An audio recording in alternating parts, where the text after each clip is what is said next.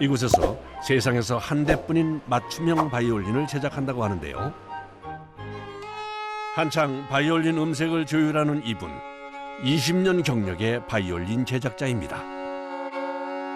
악기에서 이제 제일 중요한 위치에 있는 F-홀이라고 해요.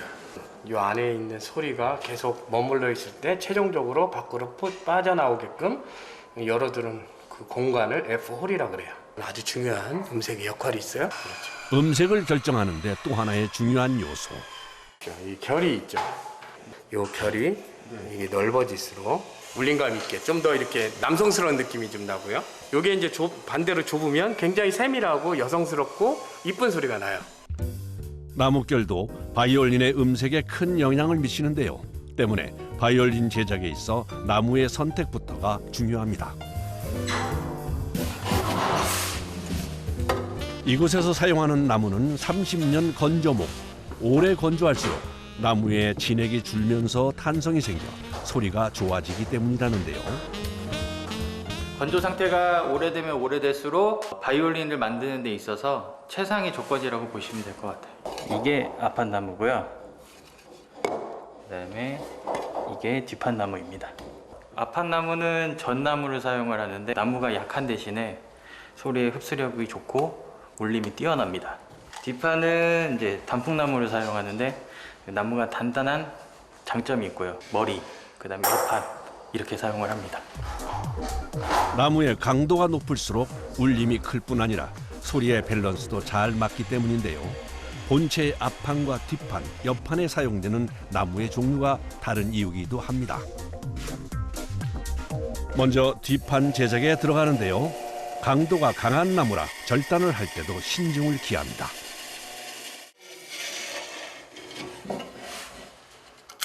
이런 식으로 잘랐습니다. 뒷판 같은 경우에 이 자른 이 뒷판을 이제 이렇게 붙이게 됩니다. 대체로 원판을 쓴 바이올린은 합주용으로 쓰이고 붙여서 만든 바이올린은 독주용으로 쓰인다고 합니다. 나무의 소재뿐 아니라 제작 방식에 따라 소리도 달라지는데요. 독주용 바이올린은 음색이 강하고 멀리 퍼져야 하는 특성을 감안 나무 2개를 붙여서 만듭니다. 결을 정리하고 나무를 붙이기 전 꼭 해야 할 작업이 있는데요. 칼집을 내면 그 칼집 낸 작업 안에 풀이 더 잘 스며들기 때문에 보통 접착제는 천연 재료인 악교를 쓰는데요. 계절에 따라 목공용 접착제를 사용하기도 합니다. 악교를 쓰게 되면은 잘 떨어지더라고요. 왜냐하면 악교도 천연 재료이기 때문에 이런 접착적인 문제에 대해서 굉장히 좀 예민한 부분이 있기 때문에 그래서 저희 지금 오늘 같은 여름 그래도 더우거나 지금 오늘 같은 습한 날에 목공용품들을 사용을 하고 있습니다. 접착제는 최대한 얇고 고르게 발라주는 것이 관건. 그런 다음 단단하게 붙여주는데요. 모든 작업 과정이 악기의 소리에 영향을 미치는 만큼 세심하게 작업을 진행합니다. 하루 정도 충분히 말리고 그 다음에 이제 작업을 진행합니다.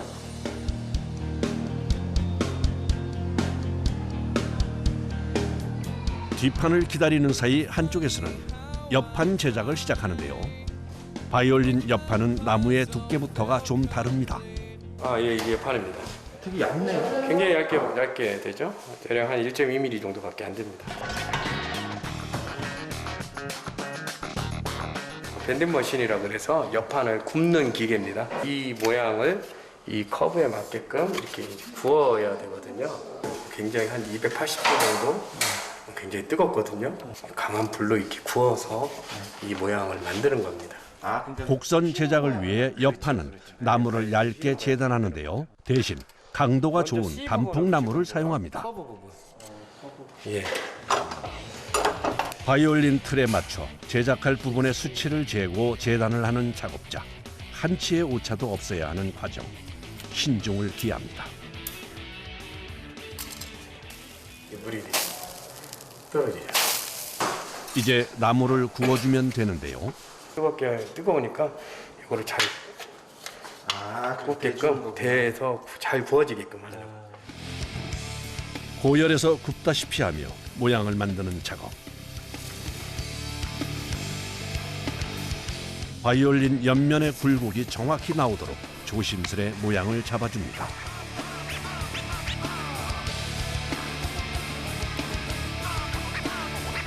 예, 이렇게 들어가는 거죠. 잘 휘었네요. 네, 딱 맞죠. 완성된 옆면은 틀에 고정을 해주는데요. 질 잡는다 그러죠. 그러니까 이 상태에서 그냥 바로 붙여버리면 나무가 아까 같이 원 상태로 이렇게 회복되는 그런 부분이 있기 때문에 한 2, 30분 두고 이제 붙이를 하죠. 이제 완성되면 이런 식으로 모양이 됩니다. 이 옆판을 먼저 붙이고요. 이렇게 그다음 위에 부분, 그다음에 밑에 부분 이런 식으로 붙입니다. 나무를 재단하고 굽기를 여러 번 반복. 동일한 작업 방식으로 옆판을 완성하기까지 꼬박 하루가 걸립니다. 이제 필요한 거는 이제 겉에 옆판만 필요한 겁니다. 이 안에 알맹이는 이제 빼서 그 필요함을 다하는 거죠. 완성된 옆판은 조심스럽게 분리를 하는데요.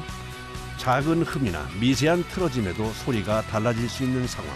신중에 신중을 기합니다.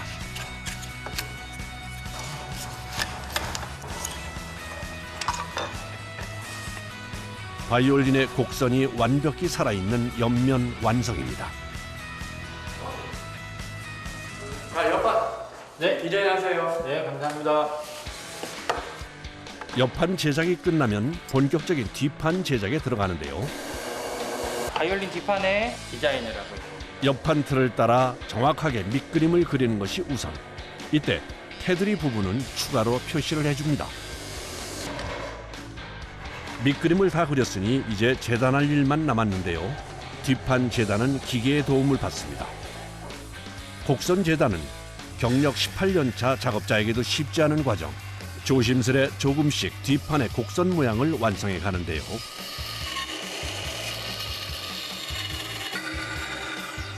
한참 만에 재단이 끝이 났습니다. 두껍잖아요. 이 두께 조정을 하고 그 다음에 이 아칭 모양을 내고 그 다음에 이제 안에 속을 팝니다. 속 파고 나서 다 정리를 해야지 그때 완성이 되는 겁니다. 이제 시작입니다.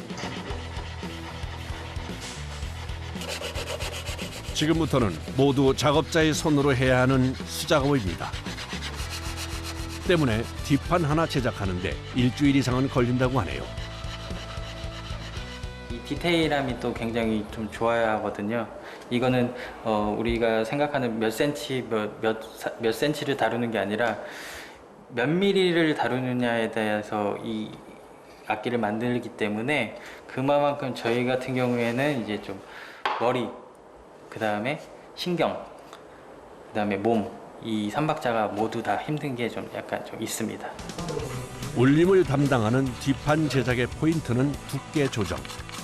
뒷판의 두께는 앞판보다는 1mm 더 두껍게 제작하는데요. 나무의 성질을 고려해 미세하게 두께를 조정합니다.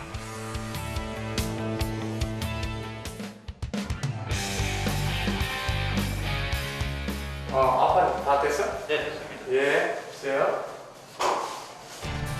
바이올린 본체의 구성품 제작은 완료. 이제 디테일을 더해야 하는데요. 그중에서도 바이올린의 입이라고 불리는 F홀 제작은 특히 신경 써야 할 부분입니다. 안토니오 스트라디바리라는 사람 때문에 이제 이렇게 규격화했으면 좋겠다라고 이제 한 건데 뭐 이게 꼭 정답은 아니에요. 왜냐하면 이제 사람이 체형에 틀리고 연주하는 방식이 다 틀리기 때문에 거기에 맞춰서 치수적인 부분도 어느 정도 여유가 좀 있어야 된다고 봐요, 저는. 바이올린의 음색을 결정한다 해도 과언이 아닌 F홀. 이 부분은 가장 경력이 많은 승윤공이 맡아 하고 있는데요. 먼저 F홀의 시작점인 구멍을 조심스럽게 낸 후 미세한 줄톱을 사용해 모양을 만들어냅니다.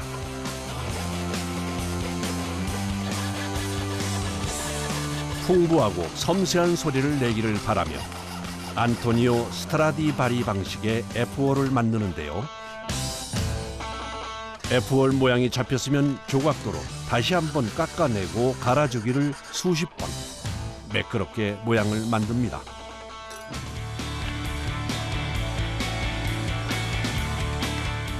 F홀까지 만들면 본체 제작은 완성. 이제 하나로 합쳐주는데요. 접착제를 이용해 붙여줄 때도 나름의 방법이 있습니다. 너무 밀착이 되면 또 나무가 또 깨지는 경우가 있거든요. 그래서 본드에 물을 섞어서 사용합니다. 희석한 접착제를 접합 부위에 골고루 바른 다음 뒷판과 옆판을 붙여줍니다. 클램프라는 고정 틀로 단단히 고정. 그 상태로 30분 정도를 둡니다.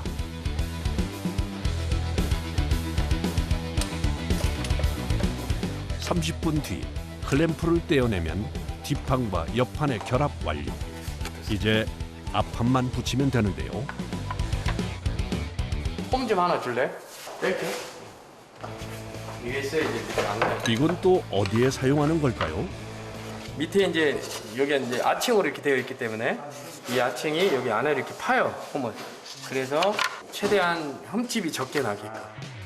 작은 변화에도 달라지는 바이올린의 소리 때문에 온 신경을 쏟아야 하는 고된 작업입니다. 대학교 때 제가 비올라를 전공했습니다. 뭐 보시다시피 왼쪽에 화상이 있는데 왼손의 현악기 연주자는 굉장히 중요한 역할을 담당해요. 음도 잡아야 되고 비브라토도 해야 되고. 근데 제가 오른손에 비해 왼손이 한 반마디 정도가 짧습니다. 그래서 연주를 포기하게 됐고 이태리로 우연하게 여행을 갔는데 한 선생님을 만나서 제가 악기 제작이라는 새로운 또 부분에 접할 수 있게끔 또 기회를 보게 됐죠. 이후 무대에서 내려와 20년 동안 제작에만 매달리고 있습니다.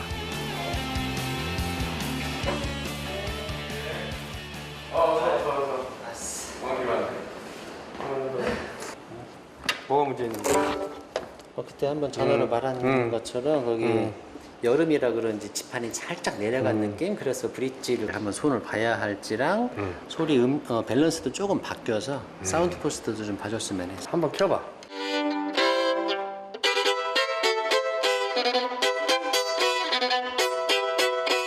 하이 포지션으로 올라가면서 옆줄이 좀 소리가 좀 너무 쉽게 나는 느낌? 그러면은 지금 브릿지 갈아야 될 것 같으니까 수리할게요. 네. 연주자에 맞춰서 제작을 하는 만큼 수리도 연주자에 맞춰 원하는 소리가 나게끔 해주는데요. 바이올린 줄을 받치고 있는 부분을 브릿지라고 부르는데요. 두께와 높이, 모양에 따라 음색이 달라져 연주자에 맞춰 조정은 필수라고 합니다. 이 두께가 있거든요. 이 두께도 이제 잘 제작하는 사람에 따라서 두께도 전부 다 다릅니다. 브릿지 수리 완료. 선생님 한번 켜봐. 그래.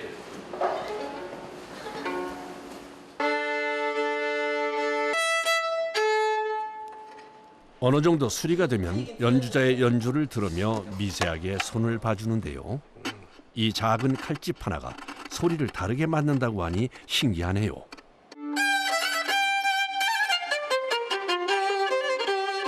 아, 정말 뭔가 소리가 좀 더 명확해진 것 같은데요. 어때? 마음에 들어. 뭐 이 정도로 지금 밸런스가 밸런스가 맞으면- 너무 잘 맞아. 오케이. 내가 고맙고. 고생했어. 오케이. 오케이. 다음에 또 올게. 어이.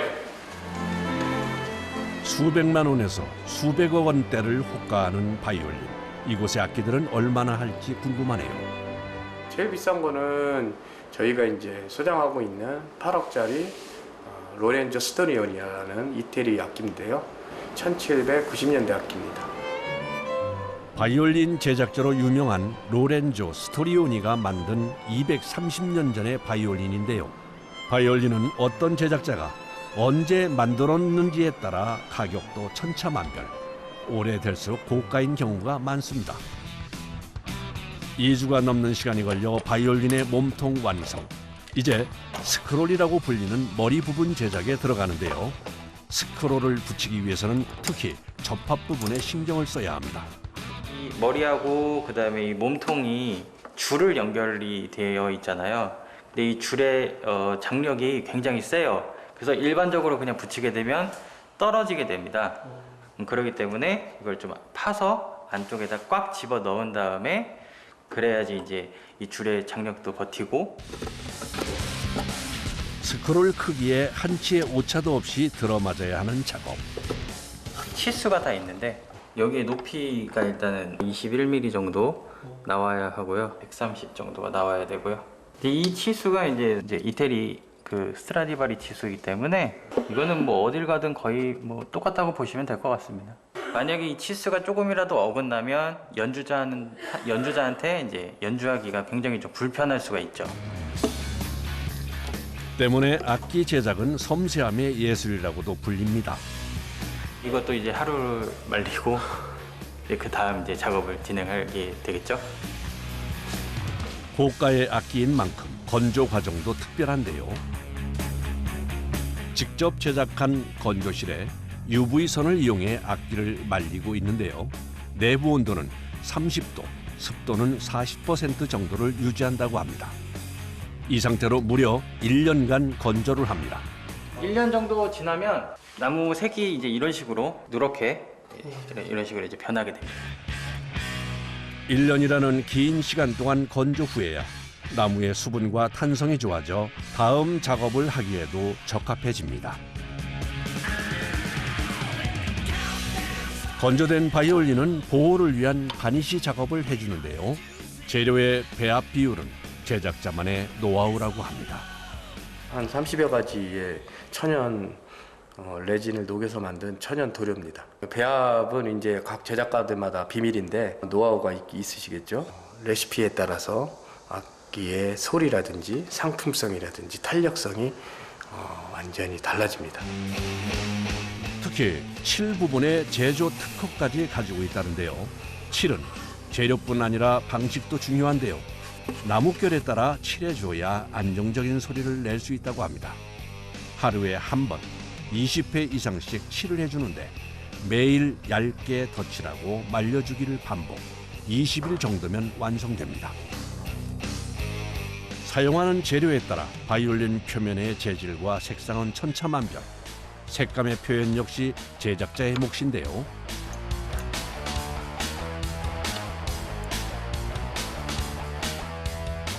헤드 부분에 현을 걸고 조여준 다음 브릿지까지 얹으면 완성. 바이올린 제작이 끝이 났습니다. 자, 이렇게 되면 완성입니다. 바이올린 본체의 제작만 2달 이상, 건조 시간까지 더해져 1년이 넘는 긴 시간이 걸려 완성이 됐습니다. 그야말로 작업자의 시간과 정성이 만들어낸 명작입니다. 마지막으로 직접 연주하며 음색의 밸런스까지 확인을 합니다.